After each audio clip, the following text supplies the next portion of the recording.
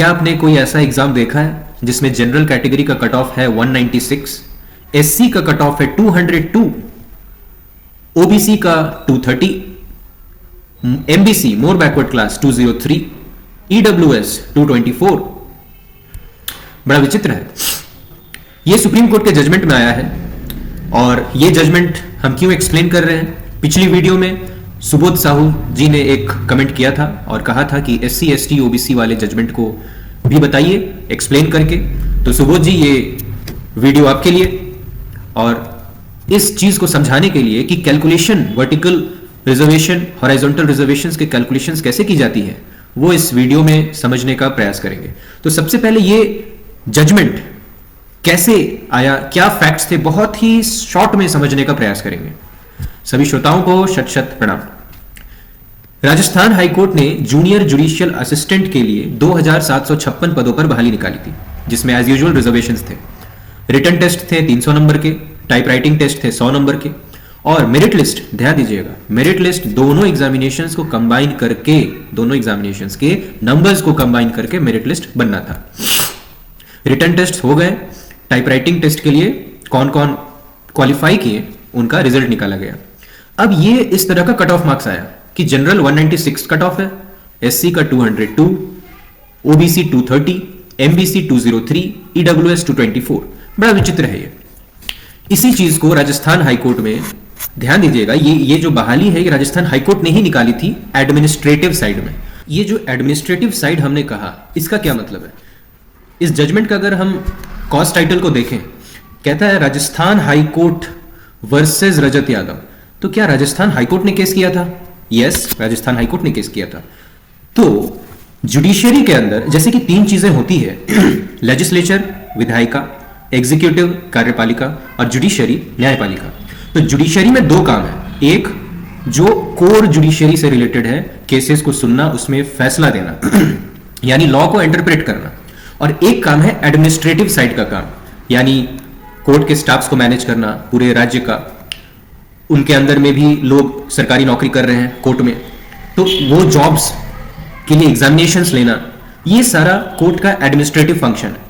तो हम आर्टिकल 12 में पढ़ते हैं कि स्टेट, तो क्या जुडिशरी स्टेट है? हां भी और नहीं भी।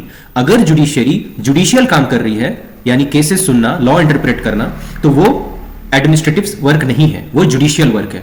पर यदि यही जुडिशरी एडमिनिस्ट्रेटिव काम कर रही है, जैसे एग्जामिनेशंस लेना, तो यहां जुडिशरी एक स्टेट की तरह काम कर रहा है। तो राजस्थान हाईकोर्ट एंड अनदर्स ने जो केस किया है, ये हाईकोर्ट का एडमिनिस्ट्रेटिव साइड ने केस किया है, जो कि यूजुअली रजिस्ट्रार जनरल होते हैं किसी हाईकोर्ट के। तो चूंकि अब ये बात क्लियर है कि ये केस स्टार्ट कैसे हुआ था, तो अब ये समझने का प्रयास करते हैं कि ये कट ऑफ का माजरा क्या है। टोटल हम 3 एग्जांपल्स देखेंगे। सबसे पहला एग्जांपल में ये समझने का प्रयास करेंगे कि कट ऑफ कैसे निर्धारित किया जाता है, जो कि वीडियो के सबसे पहले में स्टार्टिंग में हमने क्वेश्चन देखा था कि कैसे इस जजमेंट में जो रेफर किया गया है कि जनरल का कट ऑफ कम और ओबीसी एससी एसटी जैसे रिजर्व कैटेगरी का कट ऑफ ज़्यादा चला गया, उसे समझने का प्रयास करते हैं। एक छोटा सा एग्जाम मानते हैं जिसमें 8 वैकेंसीज़ हैं। जनरल या अनरिजर्व कैटेगरी में मान लेते हैं कि 4 वैकेंसीज़ हैं, और एससी में 2 वैकेंसी, ओबीसी में भी 2 वैकेंसी। अब 8 वैकेंसी में 12 लोग एग्ज़ाम दिए, ऐसा हम मानकर चल रहे हैं। 12 लोगों के रिजल्ट्स इस तरह से है, फर्स्ट रैंक से 12th रैंक। अब इसमें हमें पहले जनरल की सीटें भरनी है, जो कि 4 सीट है। इसके लिए सबसे पहले टॉप 4 रैंक उठाएंगे, जो भी कैटेगरी के आते हैं, बिकॉज ये ओपन कैटेगरी है, अनरिजर्व्ड कैटेगरी है। तो इन चारों में से जो सबसे लास्ट सेलेक्टेड कैंडिडेट है 93, ये जनरल या ओपन कैटेगरी का कट ऑफ माना जाएगा। Cut off for general category 93 है, लास्ट सेलेक्टेड कैंडिडेट। अब ओबीसी में जाते हैं। ओबीसी के लिए टॉप 4 में से नीचे देखना है कि टॉप 4 से नीचे कितने ओबीसी लोग हैं। एक यहाँ पर है, एक ओबीसी यहाँ पर है। टोटल सीट ओबीसी के कितने भरे जाने हैं? 2 सीट भरे जाने हैं। तो एक सिलेक्शन होगा एफ का, एक सिलेक्शन होगा आई कैंडिडेट का। तो जो लास्ट सेलेक्टेड कैंडिडेट है यानी 88, ये नंबर ओबीसी कैटेगरी का कट ऑफ कहा जाएगा। सिंपल। सिमिलरली एससी के लिए ये टॉप 4 से नीचे ही देखना है। इसमें एससी एक ये हो गए एच, एक हो गए ये के। तो जो लास्ट सेलेक्टेड कैंडिडेट है उनका नंबर 86, ये हो जाएगा एससी कैटेगरी का कट ऑफ। ये यूजुअल तरीका है जो होना चाहिए। अब उस जजमेंट में जिस चीज़ को चैलेंज किया गया था वो गलत तरीका ये है। इससे साफ पता चलता है कि कैसे उस एग्जाम्पल में जनरल कैटेगरी का कट ऑफ कम आ गया और रिजर्व कैटेगरी के कट ऑफ ज़्यादा आ गए। सेम एग्जाम्पल, 12 लोग एग्ज़ाम दिए, सभी का नंबर दिया हुआ है। अब इसमें जनरल कैटेगरी को एक सेपरेट कैटेगरी माना गया। जैसे जनरल में हमें 4 सीटें भरनी है, तो इसमें देखेंगे जनरल कैंडिडेट्स कौन कौन है। ये येलो मार्किंग 2, 3, 4, क्योंकि 4 सीटें भरनी है तो 4 जनरल चुन लिए। अब इसमें जो लास्ट सेलेक्टेड कैंडिडेट है वो जनरल कैटेगरी का कट ऑफ हो गया 87। अब ओबीसी भरना है तो सभी ओबीसी को देखेंगे। ये ओबीसी ग्रीन 2, 3, 2 ही सीट भरना है तो 2 ही ओबीसी की ज़रूरत है, तो सेकंड सेलेक्टेड ओबीसी 91 नंबर है लास्ट सेलेक्टेड का, तो ये ओबीसी का कट ऑफ हो गया 91, जो कि जनरल से ज़्यादा है। सिमिलरली एससी कैटेगरी में 93, 89, एक और ये 96, तो 96 और 93 ये 2, तो लास्ट सेलेक्टेड कैंडिडेट का हो गया 93, इसलिए एससी कैटेगरी में कट ऑफ हो गया 93। तो यही रीजनिंग उस जजमेंट में जो बहाली करने वाली एजेंसीज थी, यानी कि राजस्थान हाईकोर्ट का एडमिनिस्ट्रेटिव साइड, उन्होंने ऐसा रीजनिंग लगाया था, जिस कारण से उस जजमेंट को, उस रीजनिंग को चैलेंज किया गया राजस्थान हाईकोर्ट में। राजस्थान हाईकोर्ट ने इस रीजनिंग को, ये जनरल को एक अलग कैटेगरी मानने वाले रीजनिंग को गलत बताया और इस वाले रीजनिंग को सही बताया, जो कि यूजुअली होता है। और इसे फिर राजस्थान हाईकोर्ट के एडमिनिस्ट्रेटिव साइड ने सुप्रीम कोर्ट में चैलेंज किया, जो कि याचिका खारिज हुई और सुप्रीम कोर्ट ने इसी रीजनिंग पर मुहर लगाई। दूसरा पैराग्राफ, पैरा 59, इंदिरा सोने जजमेंट, जहां वर्टिकल रिजर्वेशंस की गई हो। एग्जांपल, जैसे कि जनरल, ओपन, अनरिजर्व्ड कैटेगरी होती है, उसमें ओबीसी का रिजर्वेशन, एससी का, एसटी का, इस तरह के जो रिजर्वेशंस होते हैं इन्हें वर्टिकल रिजर्वेशन कहा जाता है। तो कोर्ट कह रही है कि where a vertical reservation is made in favour of a backward class, the candidates in this category may compete for open और जनरल कैटेगरी, यानी रिजर्व कैटेगरी के बच्चे जनरल कैटेगरी के लिए compete कर सकते हैं। और यदि इनकी अपॉइंटमेंट हो रही है मेरिट पर जनरल या ओपन कैटेगरी में, तो इनका नंबर काउंट नहीं किया जाएगा अगेंस्ट बैकवर्ड क्लास कैटेगरी या रिस्पेक्टिव कैटेगरी। यानी वही सेम चीज कि अगर कोई रिजर्व कैटेगरी का बच्चा ओपन कैटेगरी में मेरिट पर सिलेक्ट होता है, इसका अर्थ यह नहीं कि उनके कैटेगरी से नंबर माइनस कर दिया जाए कि नहीं, आपके कैटेगरी से एक बच्चा ऑलरेडी सिलेक्ट हो गया है रिजर्व अनरिजर्व्ड कैटेगरी में, ऐसी बात नहीं है। आखिरी जजमेंट सौरव यादव का, जो कि इसी जजमेंट में दिया गया है। इस जजमेंट में वर्टिकल रिजर्वेशंस और हॉरिजॉन्टल रिजर्वेशंस को लेकर कुछ इंपॉर्टेंट रूल्स बताए गए हैं। पहला, वर्टिकल रिजर्वेशंस के लिए they can not be filled by the open category. Open category के बच्चे वर्टिकल रिजर्वेशंस वाले कैटेगरी में नहीं घुस सकते। वर्टिकल यानी ओबीसी, एससी, एसटी, इस तरह से वर्टिकल कैटेगरी। दूसरा, माइग्रेशन या मोबिलिटी, माइग्रेशन संभव है, रिजर्व कैटेगरी अनरिजर्व कैटेगरी में एंटर कर सकते हैं। कब? Based on merit and merit alone. Next rule क्या है? In case of migration from reserved to open category, the vacancy in the reserved category should be filled by another person from the same category lower in rank. जैसे हमने पहले कहा कि यदि कोई reserve category का बच्चा अनरिजर्व कैटेगरी में एंटर करता है बेस्ड ऑन मेरिट, तो ऐसा नहीं होगा कि रिजर्व कैटेगरी से सीट माइनस कर दिए जाएंगे, ऐसा नहीं होगा। उसी कैटेगरी से अगला लोअर रैंक को सेलेक्ट किया जाएगा। फिर if the vacancies can not be filled by the specified categories due to shortfall of candidates, अगर कैंडिडेट्स ही नहीं है तो हर रिजर्व कैटेगरी वाले सीट्स को या तो कैरी फॉरवर्ड किया जाएगा अगले साल के बहाली के लिए, जो कि एक यूजुअल रूल है। अदरवाइज कोई अगर स्पेसिफिक रूल है किसी पर्टिकुलर विभाग का तो वो फॉलो होगा। अगला है हॉरिजॉन्टल रिजर्वेशंस, जिसे इंटरलॉकिंग रिजर्वेशंस भी कहा जाता है। ये रिजर्वेशंस कैरी फॉरवर्ड नहीं होते अगले साल के लिए, अनलाइक वर्टिकल रिजर्वेशंस जो कैरी फॉरवर्ड होते हैं। इसके लिए जो रूल्स लिखी हुई हैं, इसे हम एग्जाम्पल के तौर पर समझेंगे तो ज़्यादा बेहतर समझ में आएगा। अब हॉरिजॉन्टल रिजर्वेशन को समझने का प्रयास करते हैं।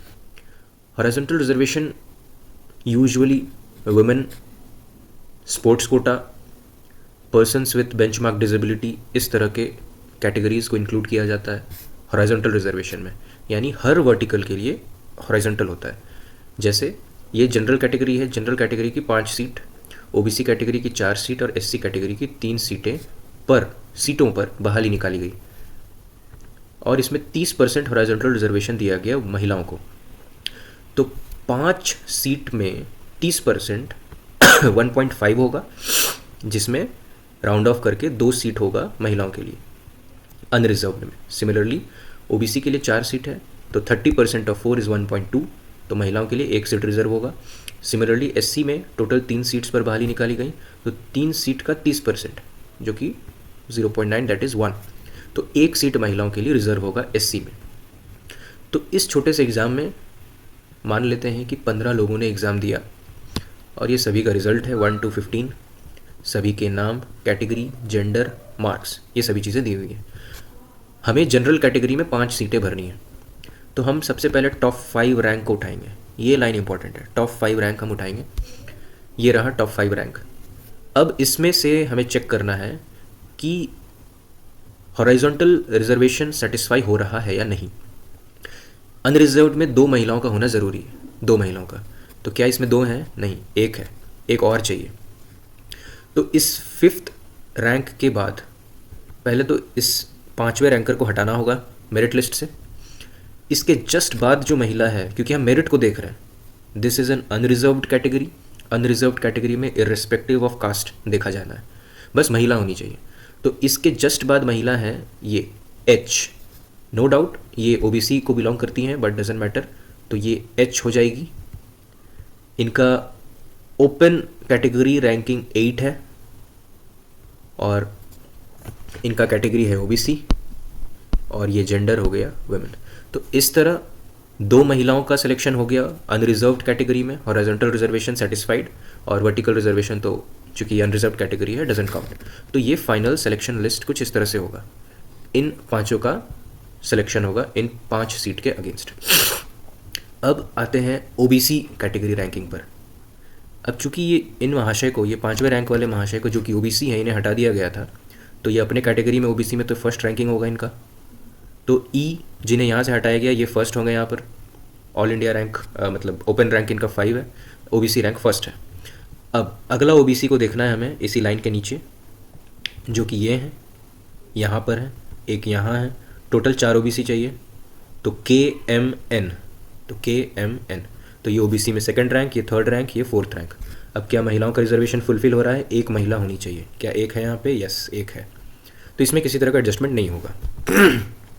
अब एससी कैटेगरी में इसी लाइन के नीचे एससी देखना है। एक ये एससी है जी, एक ये है जे, और एक ये है एल। 3 सीटें भरनी है, जी जे एल। तो एससी कैटेगरी में फर्स्ट रैंक जी, 2nd रैंक जे, 3rd rank L. Gender women, एक वुमेन है यहाँ पर, यानी हॉरिजॉन्टल रिजर्वेशन भी सेटिस्फाइड हो गया। तो इस तरह से ऐसा कुछ फाइनल मेरिट लिस्ट तैयार होगा अगर एक हॉरिजॉन्टल रिजर्वेशन महिलाओं को लेकर चलें तो। अब देखते हैं 2 हॉरिजॉन्टल रिजर्वेशन महिला plus persons with benchmark disability. Next horizontal reservation जिसमें 30% वुमेन और 10% person with benchmark disabilities mentioned है। तो एक छोटा सा एग्जाम इमेजिन करते हैं जिसमें जनरल कैटेगरी के लिए 7 सीट, ओबीसी के लिए 4, एससी के लिए 2, तो इन टोटल 13 सीट्स पर वैकेंसीज निकली है और बहाली होना है। सिंपल मैथमेटिक्स करेंगे तो महिलाओं के लिए अनरिजर्व कैटेगरी में 2 सीट आता है रिजर्व्ड, और पीडब्ल्यूबीडी कैंडिडेट्स के लिए 1 सीट, ओबीसी में महिलाओं के लिए 1, पीडब्ल्यूबीडी के लिए 0, एससी में महिलाओं के लिए 1, पीडब्ल्यूबीडी के लिए 0। तो कुछ ऐसा रिजर्वेशन सिस्टम है यहाँ पर। मान लेते हैं कि इन 13 सीट्स पर बहाली के लिए 17 लोगों ने एग्ज़ाम दिया और उनका कुछ रैंकिंग कुछ इस प्रकार है, 1 से 17, सभी का जेंडर मेंशन्ड है और whether they are persons belonging to benchmark disability और नॉट, ये मेंशन्ड है। अब हमें 7 सीटें अनरिजर्व्ड कैटेगरी से भरनी है। सबसे पहले हम टॉप 7 रैंक्स उठाएंगे, ये रहा। Now this unreserved category is irrespective of caste, ये प्योरली बेस्ड ऑन मेरिट है। अब ये रैंकिंग ऐसा दिख रहा है, हमें सेटिस्फाई करना है हॉरिजॉन्टल रिजर्वेशन को। अनरिजर्व्ड में कहता है 2 वुमेन होनी चाहिए, क्या यहाँ पर 2 वुमेन है? नहीं, सिर्फ 1 वुमेन है, तो हमें 1 वुमेन को लेकर आना है। तो इस ब्लैक लाइन से नीचे बढ़ेंगे तो पहला पर ही वुमेन मिल गई, तो she will be adjusted here. इस भाई साहब को यहाँ से हटाना होगा, इन्हें कहना होगा बेटर लक नेक्स्ट ईयर। चूँकि ये जनरल के हैं, ओबीसी होते तो हो सकता है ओबीसी रैंकिंग में आते हैं, पर चूँकि ये जनरल है तो बेटर लक नेक्स्ट टाइम। ये डब्ल्यू वुमेन यहाँ फिट हो गई, इनका नाम है H and she happens to be a person with benchmark disability. So इन्हें no doubt she is a person with benchmark disability, but इन्हें सेलेक्ट किया गया है वुमेन कैटेगरी के अगेंस्ट, ना कि बेंचमार्क डिसेबल कैटेगरी के अगेंस्ट। अब अगला हमें देखना है कि पीडब्ल्यूबीडी कैंडिडेट सेलेक्ट हुआ है या नहीं। तो एक भी पीडब्ल्यूबीडी नहीं है, तो हमें एक पीडब्ल्यूबीडी भी चाहिए। तो इस छठे भाई साहब को भी कहना पड़ेगा बेटर लक नेक्स्ट टाइम। इनके जगह पर्सन विद बेंचमार्क डिसेबिलिटी ये रहा, इनका सिलेक्शन होगा। Now he happens to be a SC, doesn't matter. J इनका सिलेक्शन होगा, he is a male and he is a person with benchmark disability. तो अब रैंकिंग कुछ इस प्रकार होगा। इनका ओपन रैंकिंग मेरिट लिस्ट वाली रैंकिंग हो जाएगा, 6th रैंक और 7th रैंक मेरिट लिस्ट। तो जब मेरिट लिस्ट निकलेगा अनरिजर्व्ड कैटेगरी का, 6th रैंक पर होंगी H, being a women she got reservation, and J रहेंगे because being a person with benchmark disability he got reservation. ये horizontal reservation हुआ। अब ओबीसी कैटेगरी में हमें भरना है। ओबीसी कैटेगरी के लिए इस ब्लैक लाइन के नीचे सबसे पहला पर्सन, ऐसे तो ये होते, बट चूंकि ये ओपन कैटेगरी में चले गए, सो इनका इस कैटेगरी से कोई लेना देना नहीं रहा। अब ओबीसी कैटेगरी में सबसे पहला व्यक्ति है के, उसके बाद एनओपी, ये तीनों। तो के एनओपी इनका सिलेक्शन यहाँ हो गया। नाउ वेदर ओबीसी में एक महिला है या नहीं, यस महिला है, 2 महिला है, डजेंट मैटर, एटलीस्ट 1 तो होनी चाहिए। बेंचमार्क डिसेबिलिटी वाले कैंडिडेट भी हैं, डजेंट मैटर, इनके लिए कोई रिजर्वेशन था नहीं, but they are here purely based on merit. तो ओबीसी कैटेगरी में फर्स्ट रैंक के का आया, सेकंड रैंक एन का आया, थर्ड रैंक ओ का आया, फोर्थ रैंक पी का आया। इस तरह से मेरिट लिस्ट ओबीसी कैटेगरी का तैयार हुआ और इन चारों का बहाली होगा इन सीट्स के अगेंस्ट। अब एससी कैटेगरी के लिए इस ब्लैक लाइन के नीचे एससी में तो जे आता है, बट चूंकि जे का सिलेक्शन अनरिजर्व्ड कैटेगरी में ऑलरेडी हो चुका, तो इनका यहाँ पर आगे बढ़ते हैं। एससी पहला ये, दूसरा एससी ये, एम और क्यू। तो एम एससी कैटेगरी में फर्स्ट रैंक और क्यू एससी कैटेगरी में सेकंड रैंक। क्या एक महिला है एससी कैटेगरी में? Yes, there is a woman. पीडब्ल्यूबीडी कैंडिडेट 0 रिजर्वेशन, तो यहाँ पर भी डजेंट मैटर है या नहीं है। तो इस तरह से रैंकिंग्स तैयार हुई। ये 2 एससी कैटेगरी में इनका सिलेक्शन होगा इन 2 सीट्स के अगेंस्ट। तो हमने देखा किस तरह से हॉरिजॉन्टल रिजर्वेशन फंक्शन करता है। एक एग्जाम्पल लिए 30% वुमेन का, छोटा सा एग्जाम बनाए, we saw how recruitments happened. Similarly horizontal reservation में 2 एग्जाम्पल्स लिए, 30% वुमेन, 10% पीडब्ल्यूबीडी, उनका हमने देखा किस तरह से ये फंक्शन करता है।